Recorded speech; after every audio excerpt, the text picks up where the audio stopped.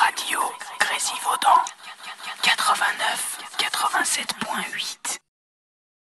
Bonsoir. Donc on m'a demandé de vous donner, mais très brièvement, rassurez-vous, qu'il y aurait de quoi parler pendant 2 heures, pendant un quart d'heure maximum, une sorte de panorama, disons, de la situation actuelle des Amérindiens et de leur résistance. Alors, je vais aborder successivement 5 points, mais encore une fois très très brièvement. Premier point, l'origine d'abord, si on peut dire, des Amérindiens. Deuxièmement, leur cosmogonie, si on peut dire, leur vision du monde, leur sagesse, leur conception des relations entre les êtres humains et l'univers. Troisième point, les caractéristiques, disons, de leur situation actuelle, qu'on peut définir par le terme exclusion. Quatrième point, leur résistance. Et cinquième point, quelle solidarité. C'est ambitieux, mais encore une fois, rassurez-vous, je serai très très bref. Leurs origines.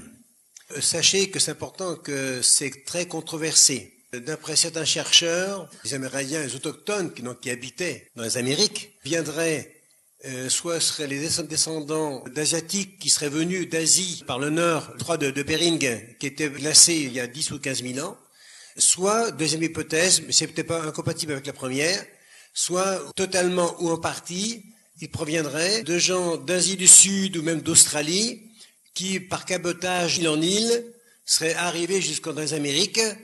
Et en tout cas, sachez que la datation des premiers Américains, récemment, on a découvert que les plus anciens, ce serait 30 à 35 000 ans.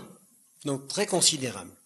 D'autre part, dire aussi que le terme indien, c'est un terme qui a été donc donné, vous savez, par Christophe Colomb, qui croyait donc débarquer en Inde, mais c'est un terme qui est considéré comme son méprisant pour les autochtones des Amériques. Ils préfèrent le terme autochtone, mais en fait, le terme qui est le plus utilisé dans les Amériques, c'est le terme indigène. Certes, pour nous, c'est un terme qui est un peu gênant, parce qu'indigène, c'était le terme qu'on utilisait pour désigner les colonisés.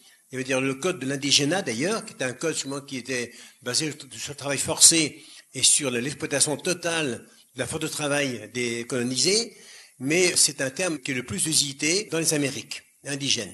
Ensuite, vous dire aussi que on estime, c'est toujours difficile, que c'était environ, avant la découverte, entre guillemets, par Christophe Colomb, que dans l'ensemble des Amériques, il y avait à peu près entre 50 et 80 millions, et une fourchette très très large, d'autochtones qui habitaient dans les Amériques avant